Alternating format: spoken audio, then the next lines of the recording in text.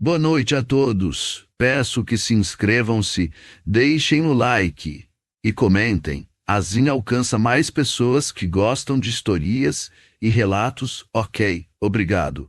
Era uma noite sem lua no sertão mineiro, o Cafezal dos Ferreiras, um dos mais antigos da região, balançava silenciosamente ao ritmo de um vento gelado que trazia consigo o cheiro de terra úmida, e para os mais sensíveis, um toque de mistério. José, o capataz da fazenda, um homem de poucas palavras e muitos anos de lida, terminava de conferir as porteiras. Sua lamparina balançava, lançando sombras dançantes nas folhas escuras dos pés de café.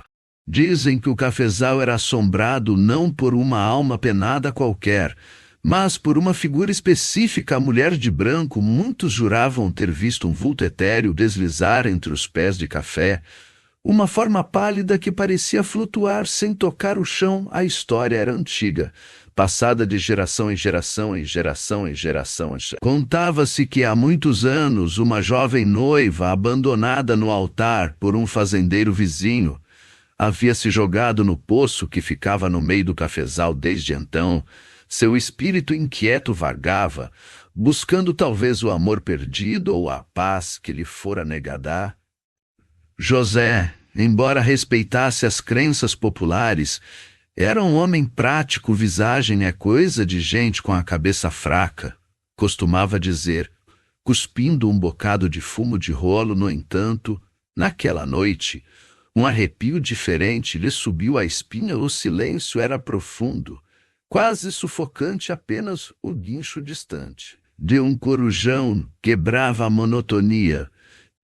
Enquanto caminhava pela trilha principal que cortava o cafezal, sentiu algo estranho, uma sensação de que não estava sozinho. Parou, ergueu a lamparina e varreu a escuridão. Nada, apenas as fileiras intermináveis de café. Continuou, mas a sensação persistia, mais forte. Agora parecia que havia alguém, seguindo um passo suave e inaudível, que ele sentia mais com a pele do que com os ouvidos.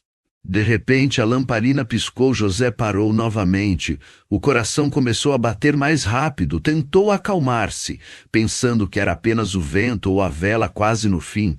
Mas então, a uns 20 metros à frente, entre as copas escuras dos pés de café, ele viu um vulto pálido, esbranquiçado. Deslizava.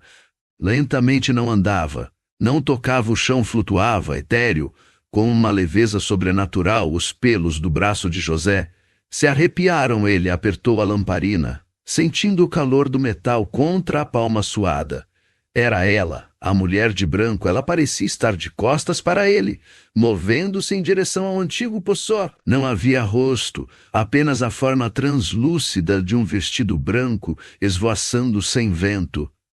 José sentiu a garganta secar. Queria gritar, mas nenhuma voz saiu. Queria correr, mas os pés pareciam pregados ao chão. Ficou ali, paralisado, observando a figura espectral. O vulto parou perto do poço, hesitou por um instante, e então lentamente começou a descer, como se estivesse mergulhando na escuridão do abismo. Quando a última ponta do vestido branco desapareceu na boca do poço, a lamparina de José se apagou de vez, mergulhando-o em uma escuridão absoluta. O terror o dominou. Ele esperou para acender a lamparina. Novamente virou-se e correu, tropeçando nos torrões de terra, sentindo as folhas de café chicotearem seu rosto. Correu como nunca havia corrido antes, sem olhar para trás, até alcançar a segurança da casa grande, ofegante e pálido, como um defunto naquela noite.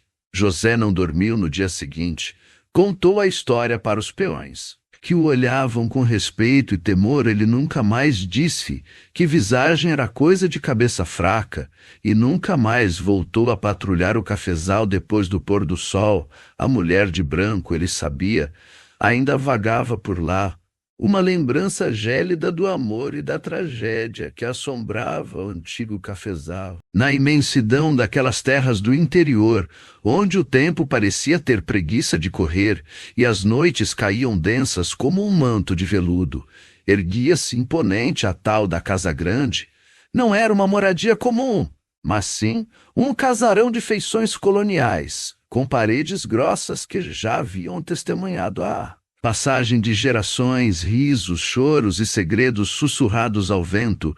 Dizia o povo, os mais antigos da região, que de tanto viver e sentir a casa tinha absorvido algo, uma essência que a tornava peculiar, para dizer o mínimo. Os vizinhos, gente de fibra acostumada com o batente pesado da enxada e o sol castigante, juravam de pés juntos sobre os acontecimentos estranhos.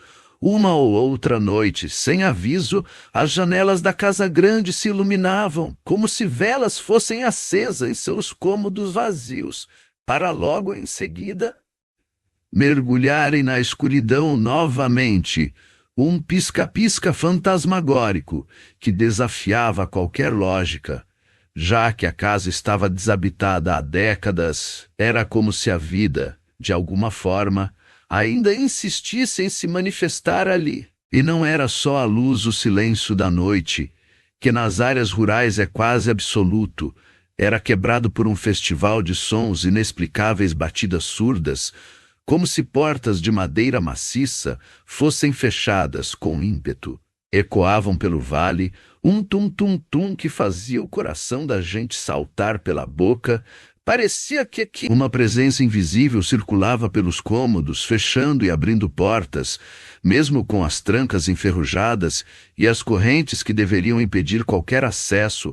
A dona Sinhá, uma senhora de olhos espertos e memória afiada, que já tinha visto de tudo nessa vida, contou uma vez que, ao voltar da roça, presenciou a porteira principal da fazenda se abrindo lentamente, rangendo num lamento agudo. Como se movida por uma mão espectral, ela garantiu que não havia um sopro de vento, nem vivalma por perto, e que o susto a fez correr mais rápido do que quando era menina. Mas o que mais perturbava, realmente tirava o sono dos vizinhos, eram os sons de animais no meio da noite, quando as estrelas brilhavam com mais intensidade e a lua banhava a paisagem com sua luz prateada. Ouvia-se miados lamuriosos de gatos, latidos secos de cachorros e, acreditem ou não, até mugidos de boi, tudo vindo do interior da casa grande. O detalhe mais arrepiante é que a fazenda estava completamente abandonada há anos, sem nenhum animal, nem sequer um rato. Morando lá dentro, era como se os ecos do passado, as almas dos bichos que um dia pastaram naquelas terras e viveram naquela casa, tivessem ficado aprisionadas nas paredes, revivendo suas existências noturnas. O medo atingiu um novo patamar quando os relatos de vultos começaram a circular, carroceiros que voltavam tarde para casa, ou lavradores que madrugavam para a lida, falavam de sombras disformes que se moviam silenciosamente à beira da fazenda. Vultos escuros que pareciam observar, espreitar por entre a folhagem densa das árvores antigas, e que desapareciam tão rápido quanto surgiam, deixando apenas o arrepio do desconhecido. Ninguém conseguia descrever exatamente o que eram, mas a certeza de que algo sobrenatural rondava a propriedade.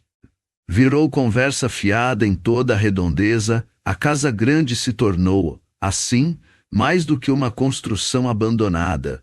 Virou um ponto de interrogação gigante, um poço de mistérios onde a imaginação popular corria solta, e as histórias de assombração eram contadas e recontadas em cada roda de conversa, sob o brilho bruxuleante das lamparinas. Alguns jovens, mais audaciosos e cheios de bravata, até tentavam se aproximar para espiar, mas a maioria preferia manter uma distância respeitável, respeitando os segredos e as energias que aquelas paredes ancestrais guardavam. E assim, naquelas noites escuras de roça, banhadas pelo luar e pontilhadas pelo canto dos grilos, a casa grande continuava a ser o centro das conversas sussurradas e dos calafrios, um lembrete vívido de que nem tudo que existe, ou que um dia existiu, pode ser facilmente explicado pela razão humana.